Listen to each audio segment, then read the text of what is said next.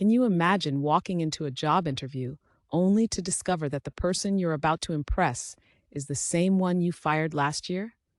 I gulped, my heart pounding like a hammer against my chest as I stood outside the locked office door.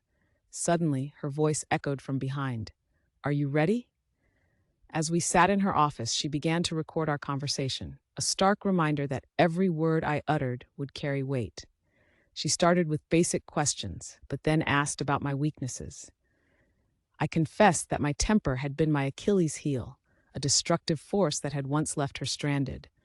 However, I assured her that I had experienced a wake-up call and was actively striving to tame this dragon. As an apology tumbled from my lips, I expressed my joy at seeing her in a better position. She shared a piece of wisdom she'd acquired, the power of forgiveness. She had been wronged during a company merger, but they had apologized, given her a raise, and brought her back. Now she was flourishing. An apology, she stated, can be the stepping stone to something better. Then she dropped the bombshell.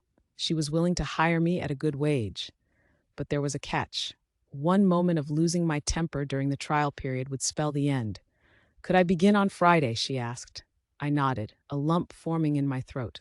Under her guidance, I began to see the errors of my past. She was phenomenal at her job, and her client interactions were sublime. If I had trained her properly in the first place, she could have easily mastered the tasks I'd thrown at her. Guilt washed over me as I realized how much she deserved this second chance and how much I had to learn from her. Driven by this newfound perspective, I've taken a step towards managing my anger by signing up for therapy. So here I am, swallowing my humble pie, grateful for a second chance and determined to prove that she didn't waste her time on me.